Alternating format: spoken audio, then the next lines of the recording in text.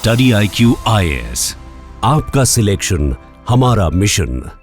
इनको आप सब लोग पहचानते होंगे। ये कौन है? Donald Trump. डोनाल्ड ट्रंप वो जो रशिया के एक बहुत बड़े दुश्मन हैं और रशिया को हर तरीके से उन्होंने घेरने की पूरी कोशिश की।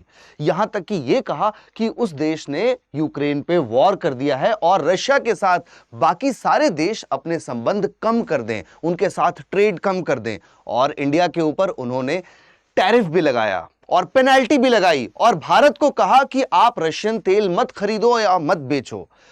इनकी हाइपोक्रेसी उसी दिन दिख गई थी, बहुत क्लियरली दिख गई थी कि खुद तो मिनरल्स खरीद रहे हैं रशिया से और हमें कह रहे हैं कि रशियन तेल मत खरीदें आप। अभी कुछ दिन पहले आपको पता चला होगा कि अलास्का में 15 अगस्त को मीटिंग थी ट्रंप की पुतिन जी के साथ। And what happened into the meeting? बड़ी बात यह है, उस मीटिंग में यह देखने को मिला कि जब ट्रंप ने पूरी कोशिश कर ली रशिया को किनारे करने की, सारे देशों से किनारे करने की, तो ट्रंप को समझ में आता है कि बहुत जरूरी है मेरे लिए कि मैं अब पुतिन को बुलाऊं, टेबल पे बैठूं और मैं बात करूं। और हमें देखने को मिला कि किस तरीके से वहां पर रेड कारपेट पे स्वागत होता है। वहां पर B-2 बॉम्बर जेट्स के साथ एक सम्मान दिया जाता है, जिनको वो दुश्मन कहते हैं और बाकी देशों को कहते हैं कि आप दुश्मनी लो। उनको रेड कारपेट पे खुद हाईएस्ट स्टेट ऑनर जिसको कहते हैं, खुद डोनाल्ड ट्रंप एयरपोर्ट पे जाते हैं, बड़ी बड़ी एरोप्लेन्स के साथ उनका स्वागत किया जाता है और यह दिखाया जाता है पूरी दुनिया को कि ट्रंप को लगता है कि सिर्फ मैं ही एक ऐसा व्यक्ति हूं जो उनको एक टेबल पे नेगोशिएशन के लिए, बात करने के लिए ले आ सकता है। एक बहुत इंपॉर्टेंट हैंडशेक है इन लोगों का, जहां पर डोनाल्ड ट्रंप बहुत ज्यादा मिररिंग इमेज में दिख रहे हैं, कोशिश कर रहे हैं अपीज करने की पुतिन को कि हमारी बात मान लीजिए, मेरी शाख, मेरी सीज फायर वाली इमेज, मैं दुनिया में हर जगह वॉर रुकवा देता हूं। मैंने अर्मेनिया, अजरबैजान में भी समझौता करा दिया, हर जगह मैंने एक नई पीस डील क्रिएट की है। आप यूक्रेन के साथ अपना वॉर रोक दीजिएगा, मेरी शाख जो है दांव पे लगी हुई है। और पुतिन का मैसेज बहुत क्लियर था, हम ये वॉर, इसके लिए हमने बहुत संघर्ष किया है, बहुत सारे सैंक्शंस झेले हैं और हमारे भी टर्म्स एंड कंडीशंस बहुत क्लियर हैं। ये मीटिंग होती है अलास्का में। इसका एक बहुत बड़ा स्ट्रैटेजिक सिग्निफिकेंस है। यहां तक कि हमें इस मीटिंग के बाद देखने को मिलता है किस तरह ट्रंप जो है वो सिर्फ एक होस्ट नहीं रह जाते हैं, वो पुतिन के स्पोक्स पर्सन बन जाते हैं। वो किसी भी हालत में चाह रहे हैं, किसी भी हालत में चाह रहे हैं कि हम जो है, ट्रंप जो है वो पुतिन को मना लें, एक पीस डील के लिए मना लें। इसीलिए इस डील का नाम भी रखते हैं पीस डील, कि वो इस पीस डील को कैप्चर कर सकते हैं। नाउ अलास्का का एक सिंबॉलिक इफेक्ट है, आप समझना why Trump is different. Trump different क्यों है? क्योंकि ट्रंप ईस्ट वेस्ट कॉन्फ्लिक्ट को लेके नहीं चलते हैं, उनका सोचना अलग है। वो बिजनेस के हिसाब से सोचते हैं।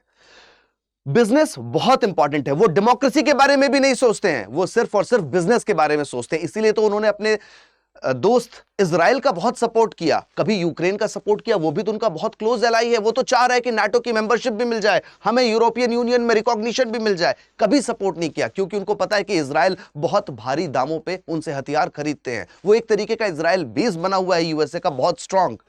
यहां पर समझना होगा ट्रंप ने ये सिंबल जो है अलास्का क्यों चूज किया। इसलिए दिखाने के लिए कि ये कोई अटलांटिक डील नहीं है, ये एक पैसिफिक डील है। आप जब मैप पे देखोगे तो पैसिफिक ओशन नीचे है अलास्का के। और पुतिन को भी बहुत सही लगा अलास्का, क्योंकि अलास्का जो है वो पहले यूएसए की टेरिटरी नहीं, यूएसएसआर की टेरिटरी हुआ करती थी। बहुत मिलियंस डॉलर दे करके इन्होंने, यूएसए ने उसको खरीद लिया।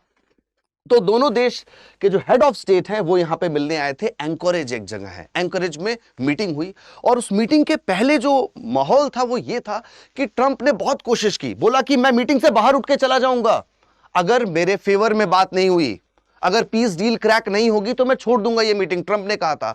2.25 घंटे की मीटिंग चली, कुछ कॉन्क्रीट निकला नहीं। उन्होंने जेलेंस्की को फोन करके बताया कि कुछ बातें हुई हैं आगे, but there is no deal unless there is a deal, मतलब कि डील अभी तक कुछ हुई नहीं है। क्या क्या बातें हुई वो हमें समझना पड़ेगा। और वो जेलेंस्की को जो बताया गया उसके थ्रू उन्होंने यूरोपियन यूनियन के कई सारे लीडर से बात की और हमें समझ में आया कि अब जो है डोनाल्ड ट्रंप का टेम्पो, डोमिनियन, इन्फ्लुएंस बहुत ज्यादा नीचे जा चुका है। वो एकदम ये चीज पुतिन को बोलनी चाहिए, वो चीज अब ट्रंप बोलने लग गए हैं। क्या क्या बातें हुई हैं जरा हम समझते हैं।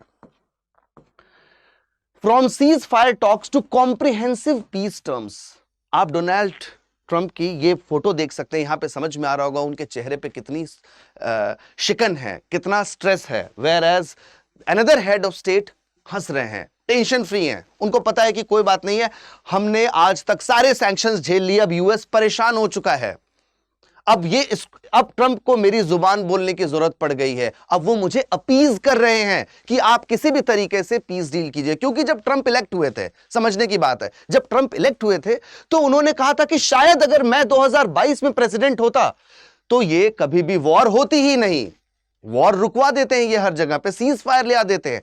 पहली बार इनकी मजबूरी ये है कि 1 साल हो गया इनको टर्म में आए हुए, उसके बाद भी ये वॉर कंटिन्यूड है। इनके ऊपर एक प्रेशर है बहुत ज्यादा कि किसी तरीके से वहां सीज फायर करवाई जाए, और इनको पता है कि पुतिन झुकने वाले नहीं हैं। इन्होंने हर तरीके से कोशिश की, इंडिया को भी साइड करने की कोशिश की। Plus Trump is a businessman, वो ये भी देख रहे हैं कि आर्कटिक एक फ्यूचर है। देखो अलास्का में मीट हुई थी, और आर्कटिक के पास सबसे ज्यादा कंट्रोल किसका है? रशिया का है। तो वो एक फ्यूचर डील के तहत, जैसे कि यूएसए एक डीप स्टेट है, ट्रंप तो एक फेस है उसका, वो डीप स्टेट चाहता है कि हमारे अच्छे रिलेशंस रशिया के साथ स्टार्ट हो ताकि हम चाइना को भी काउंटर कर सके। इसीलिए ट्रंप पुतिन की जुबान बोलने पे मजबूर हो गए हैं। नाउ डोनाल्ड जे ट्रंप का ये ट्वीट है जहां पे वो कहते हैं, president Zelensky of Ukraine can and the war with Russia almost immediately. Almost immediately कैसे? आप समझ रहे होगे, अपनी टेरिटरी वो दे दे। इफ ही वॉन्ट्स, और he can continue to fight. If he wants का मतलब क्या है? ये सब टेक्स्ट में क्या छिपा हुआ है? वो बिल्कुल चाहते हैं वॉर रोकना, लेकिन उनकी टेरिटरी जो जा चुकी है वो भी वापस चाहते हैं। वो तो कह रहे हैं 2014 में हमसे क्रीमिया भी लिया जा चुका है, हमें वापस क्रीमिया भी चाहिए। Remember how it started, know getting back Obama given Crimea, एक एलिगेशन है। इस एलिगेशन में यह है कि ओबामा ने क्रीमिया देने दिया। शायद मैं होता, ट्रंप का कहना है कि अगर मैं होता तो क्रीमिया भी नहीं गया होता 12 years ago, and no going into NATO by Ukraine. ये किसने कहा था कि नाटो की मेंबरशिप नहीं चाहिए? ये बहुत क्लियरली रशिया ने कहा। यूएसएसआर की जो आइडियोलॉजी है कि भाई हमारे सारे देश थे पहले, ये डिसइंटीग्रेशन ऑफ यूएसएसआर के तहत चले गए हैं। लेकिन अगर कोल्ड वॉर एरा टाइम के नाटो का एक्सटेंशन मेरे डोर स्टेप तक यानी यूक्रेन तक होगा तो यह मैं बर्दाश्त नहीं करूंगा। बिल्कुल भी नाटो की मेंबरशिप नहीं मिलनी चाहिए यूक्रेन को। यह उन्होंने यूएस प्रेसिडेंट को क्लियरली कह दिया, और उन्हीं की जुबान बोलते हुए हमें दिखे Donald Trump, no going into NATO by Ukraine. जबकि इसके पहले, जस्ट मीटिंग के पहले, विटकॉफ जो सीनियर एडवाइजर हैं वो ये कह रहे थे कि नाटो की मेंबरशिप मिल जाएगी यूक्रेन को। और उसमें एक आर्टिकल 5 है, देखो Atlantic treaty, north Atlantic treaty, जिसको हम वॉशिंगटन ट्रिटी भी कहते हैं, उसमें एक आर्टिकल 5 है।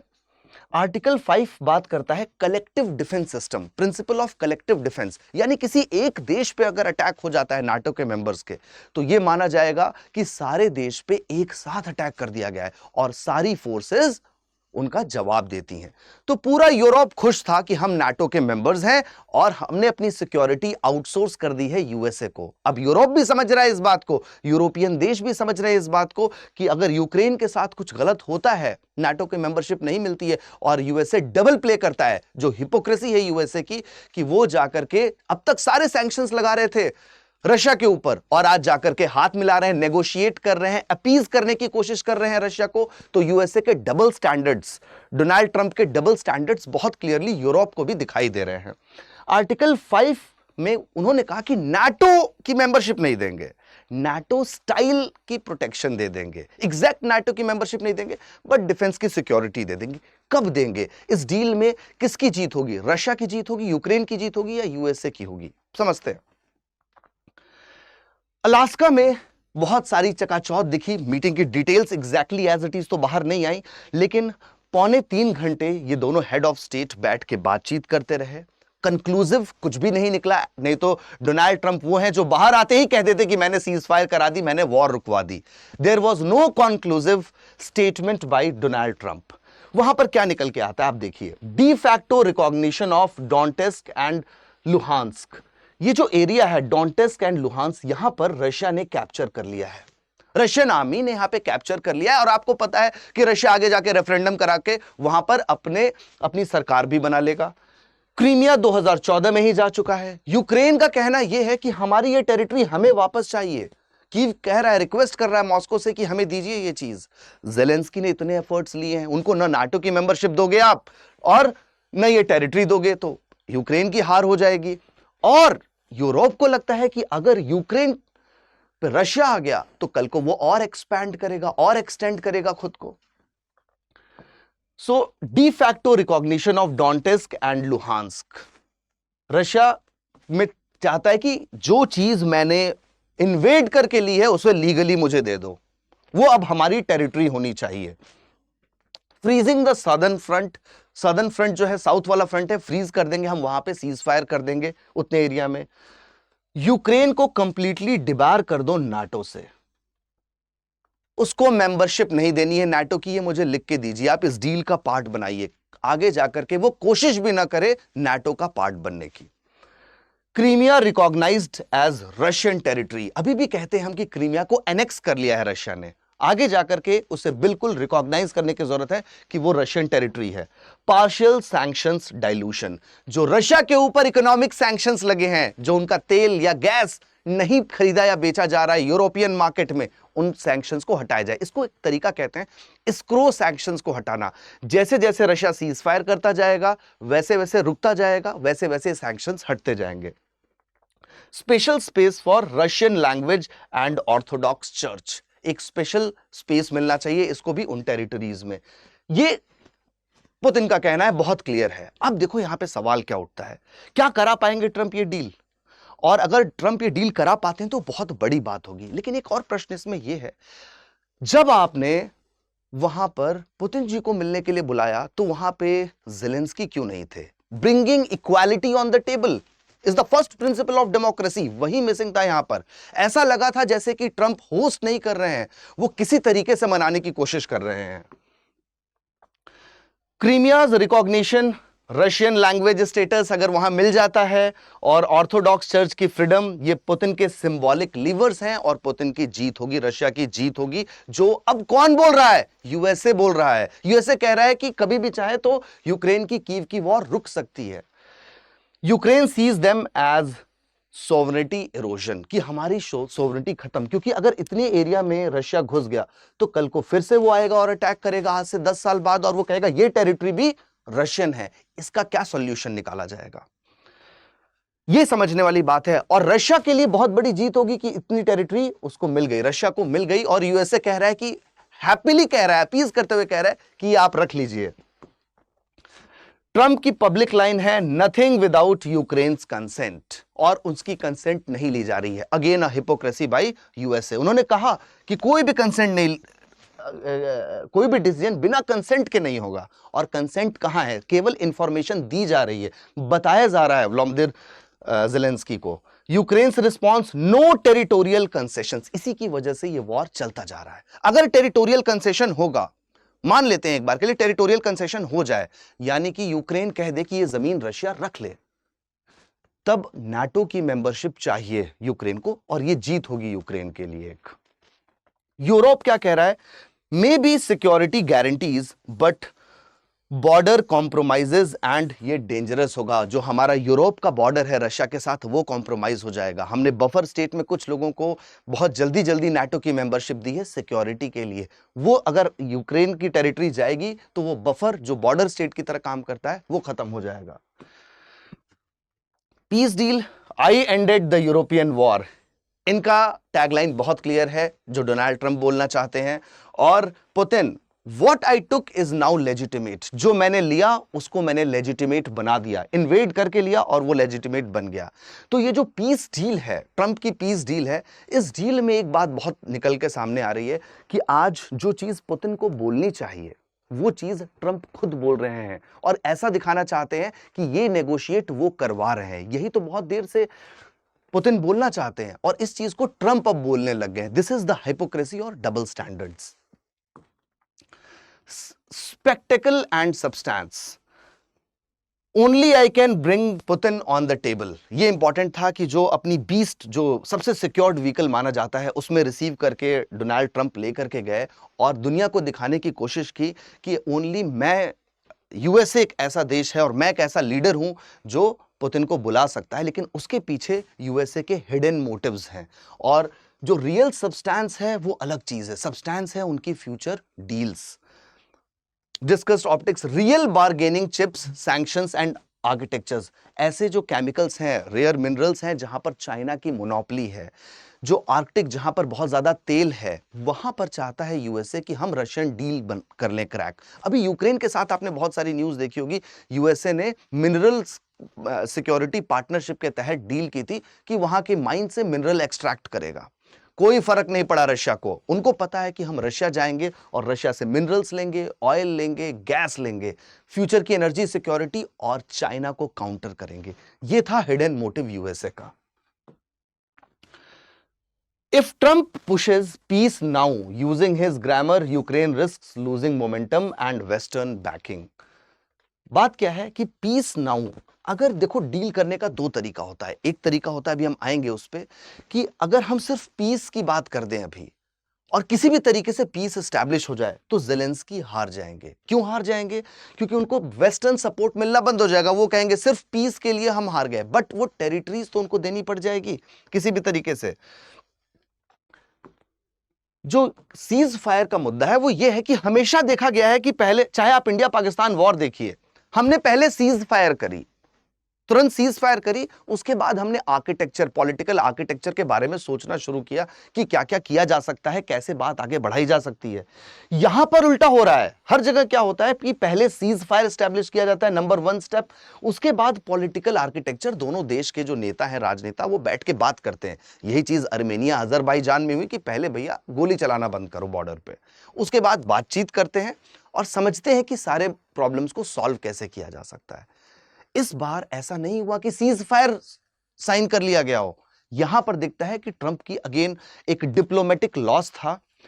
ट्रंप्स इन्वर्जन, पॉलिटिकल आर्किटेक्चर पहले डिसाइड होगा कि नाटो में मेंबरशिप मिलेगी कि नहीं मिलेगी, डॉनबास रीजन जाएगा कि नहीं जाएगा, what will be the future of Crimea, और उस एरिया में रशियन लैंग्वेज रिकॉग्नाइज होगी कि नहीं होगी, चर्च की फ्रीडम रिकॉग्नाइज होगी कि नहीं होगी। पूरा पॉलिटिकल स्ट्रक्चर यानी समस्याएं सॉल्व पहले की जाएंगी, उसके बाद सीज फायर होगा। और ये टर्म्स किसकी हैं? ये टर्म्स हैं पुतिन की। ऐसा क्यों हुआ है? अब इसको कुछ लोग कह रहे हैं कि बहुत जीनियस मूव भी है, कुछ लोग ये भी कहते हैं कि एक गैम्बल है। Cease fire without framework collapses easily. और जो यूक्रेन और रशिया की प्रॉब्लम है वो बहुत गहरी है, बहुत समस्या जो है पुरानी है, कोल्ड वॉर के टाइम की समस्या है। और यूक्रेन को ये पूरा भरोसा है कि रशिया धीरे धीरे अंदर रास्ता सुरंग बनाता चला जाएगा। तो उनका ये मानना है कि इस प्रॉब्लम को सॉल्व करने के लिए पहले हमें पॉलिटिकल आर्किटेक्चर की जरूरत है, उसके बाद हम बढ़ेंगे सीज फायर के लिए। कई सारे सॉल्यूशंस बताए गए हैं। 2 layer guarantees, NATO style, not NATO. NATO की मेंबरशिप ना दीजिए, नाटो जैसा आर्टिकल 5 से निकाल करके हम कोई सॉल्यूशन दे दें। और सैंक्शंस स्क्रो स्नैपबैक, यानी कि एक तरफ से रशिया पीछे हटेगा, स्नैपबैक करेगा, और दूसरी तरफ से यूएसए और यूरोप अपने सैंक्शंस को कम करते जाएंगे। Territorial ambiguity with guard rails. Guard rails का मतलब है कि जहां पर भी उनको पता नहीं है मैप पे कि ये एरिया रशिया की तरफ जाएगा या यूक्रेन की तरफ जाएगा, उसको गार्ड किया जाए, इंटरनेशनली डिसाइड की जाए उन बाउंड्रीज को। Cultural religious clauses under oversight. Culture, बार बार कहना है कि ज्योग्राफी और कल्चर यूक्रेन का बिल्कुल सेम है रशिया से। रशिया कह रहा है वहां के लोग चाहते हैं रशियन बनना, वो रशियन सिटीजन्स है basically. The point is, Putin is very clear कि वहां के लोग वापस रशिया में आना चाहते हैं, जबकि यूक्रेन कहता है कि ये प्रो रशियन नहीं है। यहां पर एक डिफिकल्टी है दोनों के अपने वक्तव्य में। और जो इंपॉर्टेंट पॉइंट है जहां पे यूएसए ध्यान देके बैठा है वो है एनर्जी सिक्योरिटी, जो आर्कटिक रीजन में है। और आने वाले टाइम में अब ओशन एक ऐसी जगह है, चाहे वो नॉर्थ में हो आर्कटिक, चाहे वो साउथ में हो अंटार्कटिक, इन दोनों जगहों पे अब एक्सप्लोरेशन बढ़ चुका है। डीप ओशन मिशन जैसी चीजें भारत भी कर रहा है। तो हमें ये समझना पड़ेगा ये आर्कटिक और एनर्जी एक फ्यूचरिस्टिक प्लान है, बिजनेस का प्लान है। तो ट्रंप को as a deep state, USA का डीप स्टेट इस्तेमाल कर रहा है कि ये डील आपको लेके आनी है किसी भी तरीके से और पीस डील क्रैक कराओ यहां पर। Why is Trump talking like Putin? इसके पीछे ये है कि एक बेट है ये। ऐसा नहीं है कि यूएसए झुक गया है पूरी तरीके से, बल्कि वो अभी थोड़ी देर के लिए झुका हुआ है ताकि वो आगे अपने लिए फायदा कर सके। तो Trump may sound like Putin, but if the framework holds the deal it will be written in America's dictionary. America के लिए बहुत बड़ी जीत होगी कि हमने एक पीस डील साइन करा दी रशिया और यूक्रेन के बीच में। तो एक लॉन्ग टर्म में देखा जाए तो एक डिप्लोमेटिक विन है और एक बिजनेस और एनर्जी सिक्योरिटी ट्रेड बढ़ाने वाली भी डील है। लेकिन शॉर्ट टर्म में डेफिनेटली ट्रंप अपीजिंग मोड में आ गए पुतिन के सामने। आप लोग को क्या लगता है मुझे जरूर कमेंट सेक्शन में बताइएगा। एक क्वेश्चन है, आप वीडियो पॉज कर सकते हो, मुझे आंसर बताओ कमेंट सेक्शन में। जो भी आंसर्स करेक्ट होंगे I will like those comment.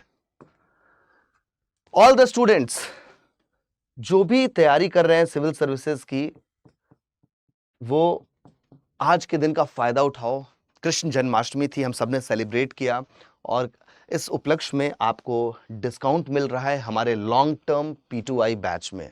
2027 में आप प्रिपरेशन करना चाहते हैं 2027 में बहुत बेसिक से एज अ बिगिनर, जो एकदम लर्निंग से जीरो से स्टेज से शुरू करते हैं। आपको NCERTs, advanced concepts, books, lectures, आपका असेसमेंट टेस्ट करवाना, हर तरीके से आपको सपोर्ट करेंगी हमारी पूरी टीम।